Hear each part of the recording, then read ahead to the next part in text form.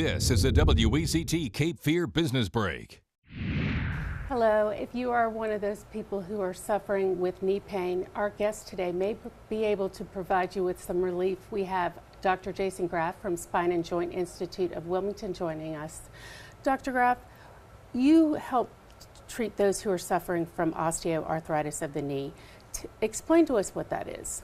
Well, basically, as we live our life, we're on our feet, we're up or down, falls, injuries, you name it. Throughout life, eventually things start to wear out. So for example, in the knee, over time, as you wear out that joint, you start to slowly lose the space in it. And the cartilage on the knee that protects it starts to rub away and exposes the bone underneath it. So you can imagine when two bones hit each other, it's going to hurt. Just getting up and down, just standing still, rolling over, you name it, everything's going to hurt. What options do people have when they're at that point? Right. Yeah, usually when it gets to that point where it's actually bone on bone, one option is a knee replacement, so surgery.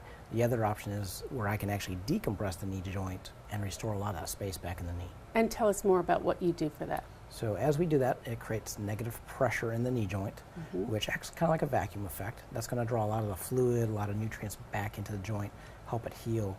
So you can imagine when we're drawing fluid in, blowing up a balloon, that's going to increase the joint space and eliminate a lot of the rubbing and grinding. But we still have to address a lot of the tissues around that have been injured. So one of the things we use is a class 4 laser, and we can start to laser those tissues and that cartilage and slowly help that heal. And a treatment like that, is it painful? No, not at all. And are there a lot of treatments needed? Not necessarily. I mean, obviously we're not going to fix it instantly. It does take a while. Most patients I'll see maybe a couple times a week for a couple, 2 or 3 times a week for a couple weeks. For more details, go to Health First on WECT.com.